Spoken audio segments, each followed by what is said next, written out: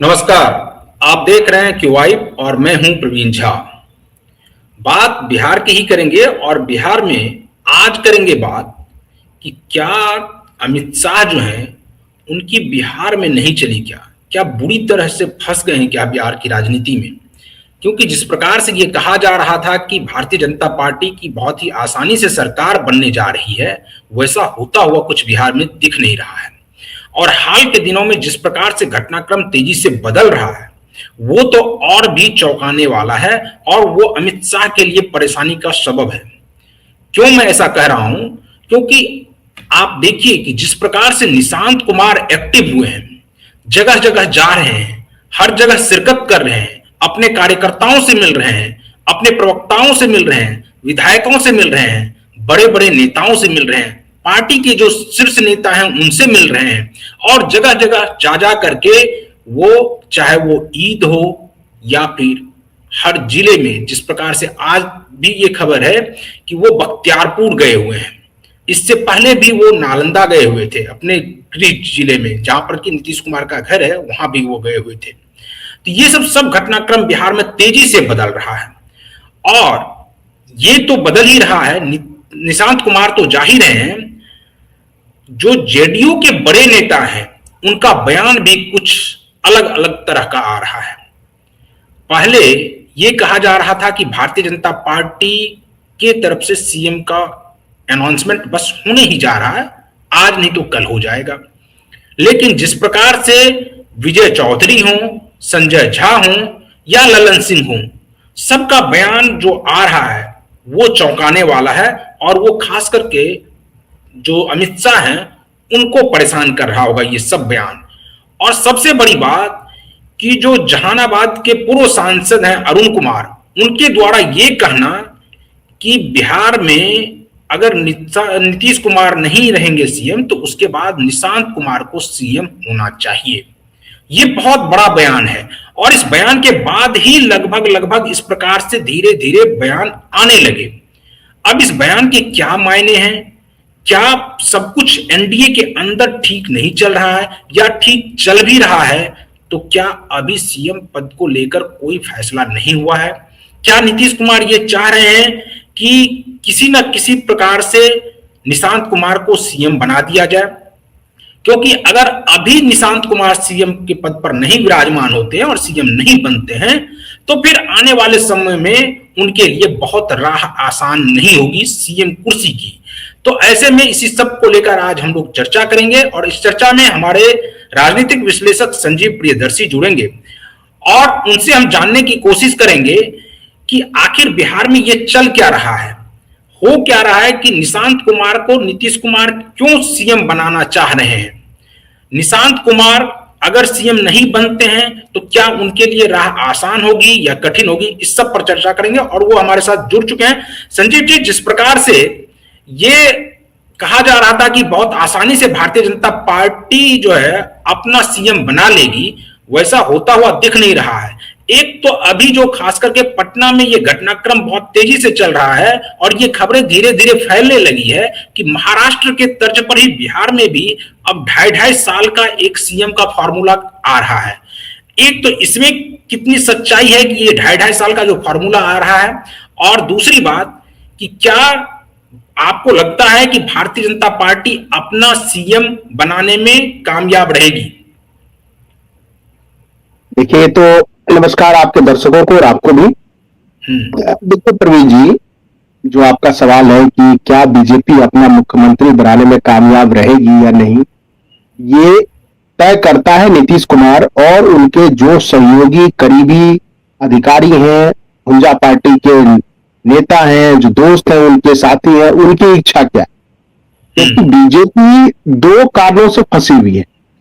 BJP पहला कारण तो ये है कि वो जानती है कि बिना नीतीश कुमार के बिहार में उनकी राजनीतिक रोटी पक नहीं पाई।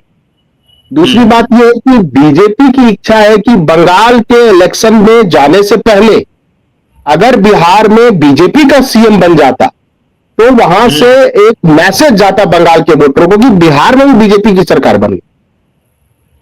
और ये कमजोरी, चूंकि संजय झा कभी बीजेपी में ही रहे थे ललन सिंह बहुत क्लोज है, रणनीति बनाने में माहिर है।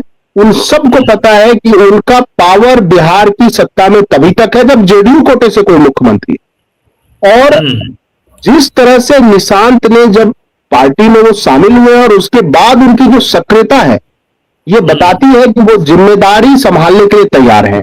और एक बात जो आपने भी इंट्रोडक्शन में कही, वो बात बहुत महत्वपूर्ण है। वो अलग से जाके अरुण कुमार जी और ऋतुराज कुमार के ही घर पर जाकर क्यों मिले? क्योंकि जेडीयू में सबसे आगे बढ़ के, सवर्ण नेताओं में सबसे आगे बढ़ के निशांत को मुख्यमंत्री बनाने की मांग करने वाले एकमात्र नेता है, और वो है अरुण कुमार। यानी उनका विजन बिल्कुल क्लियर है, और उनका ये विजन है कि नीतीश जी अगर गद्दी छोड़े तो निशांत को सीएम बनाया जाए। और इसके बाद निशांत का उनके घर जाकर मिलना और घंटों तक बात करना, ये बताता है निशांत जी की जो टीम है और नीतीश जी की जो पर्सनल टीम है, लव कुश समीकरण वाले, उनको अरुण कुमार का ये बयान बहुत ही पसंद आया। और जो बिहार की राजनीति को जानते हैं, वो जानते हैं कि भले ललन बाबू, अरुण कुमार एक जमाने में एक साथ ही पॉलिटिक्स करते थे, लेकिन दोनों के पॉलिटिक्स में जमीन आसमान का अंतर है। जो अरुण जी की राजनीति है वो कमोबेश समाजवादी परंपराओं के साथ चलने वाली राजनीति है, ईमानदारी की राजनीति है, पारदर्शिता की राजनीति है, और जिसके साथ जब अरुण जी रहते हैं तो वो वफादारी के साथ रहते हैं, पूरे कमिटमेंट के साथ रहते हैं। तो अरुण जी के घर पे जाके मिलना निशांत जी का, ये बताता है कि कहीं ना कहीं अरुण जी का ये बयान निशांत जी को अच्छा लगा है। अगर वो अच्छा नहीं लगा होता तो उनके घर जाके नहीं मिलते। तो अब इसीलिए चर्चा चल रही है। मैं कई इसके जो जो चर्चाएं चल रही सब बताएंगे, सब अपने दर्शकों से साझा करेंगे। जरूरी नहीं कि वो सारी चर्चा सही हो और जरूरी नहीं कि वो सारी चर्चा गलत हो, लेकिन जो चर्चा चल रही है वो खबर है, और हमारे लिए जो खबर है वो हम अपने दर्शकों से भी साझा करेंगे।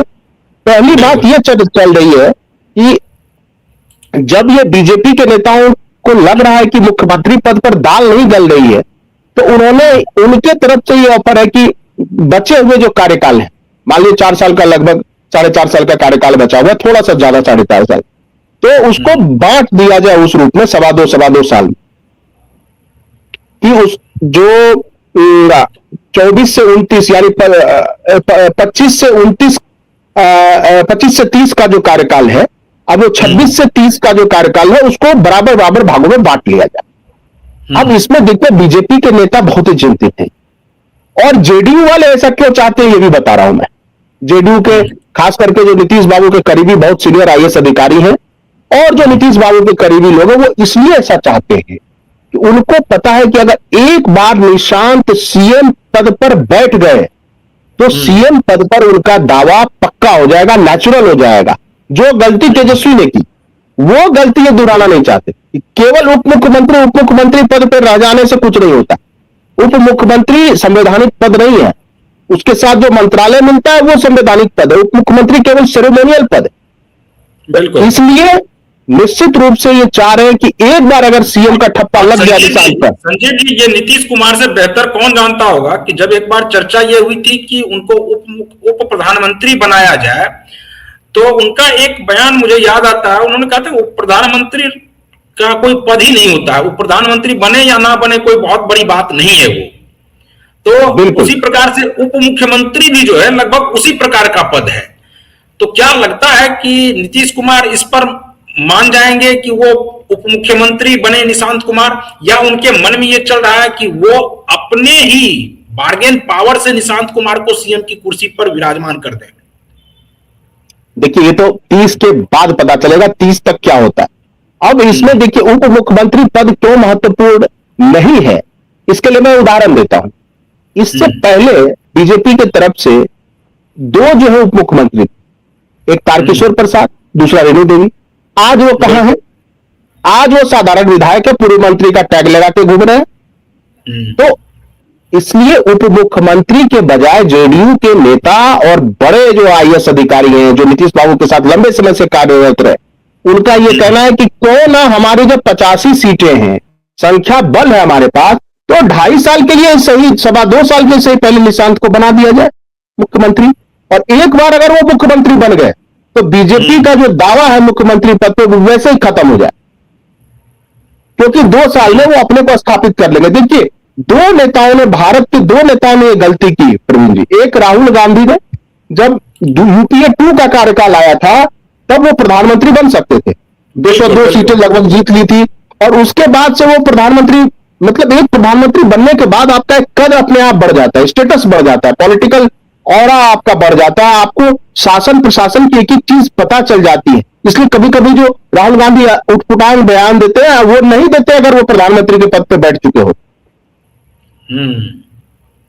तो ये गलती राहुल गांधी ने की थी उस समय, और उसके बाद से ठीक है, पिछले बार उन्होंने सुधार किया अपने प्रदर्शन में, लेकिन डिक्लाइन ही है। कांग्रेस का जो स्वर्णिम काल था उससे तो डिक्लाइन है। यही गलती तेजस्वी ने की। तेजस्वी अगर शुरू में बार्गेन करके मुख्यमंत्री पद पर दावा करते और वो मुख्यमंत्री एक बार बन गए होते, तो उनकी पार्टी लीड में आ जाती। लेकिन ये गलती उन्होंने की, उप मुख्यमंत्री बने और बिल्कुल हटा दिए गए, ताश के पत्तों की तरह यूज हुए और थ्रो कर दिए गए नीतीश कुमार के द्वारा। अब ये स्थिति निशांत के साथ ना हो जाए, क्योंकि मान लीजिए अगर निशांत अभी उप मुख्यमंत्री हैं और नीतीश जी 1 साल के बाद, मैं कल्पना कर रहा हूं, एक हाइपोथेसिस दे रहा हूं कि अगर नीतीश जी 1 साल के बाद उनकी स्थिति अवस्था और खराब हो गई और निशांत जी उप मुख्यमंत्री हैं और सम्राट चौधरी और या बीजेपी के तमाम लोग जो हैं वो इस तरह से अपनी बहुमत किसी तरह साबित करने की स्थिति में हो जाए, तो निशांत को साइडलाइन भी कर सकते हैं और निशांत की जगह किसी अति पिछड़ा को उप मुख्यमंत्री बना सकते हैं, ताकि अति पिछड़ा जो आधार है जेडीयू का, उसको वो हजम कर सके।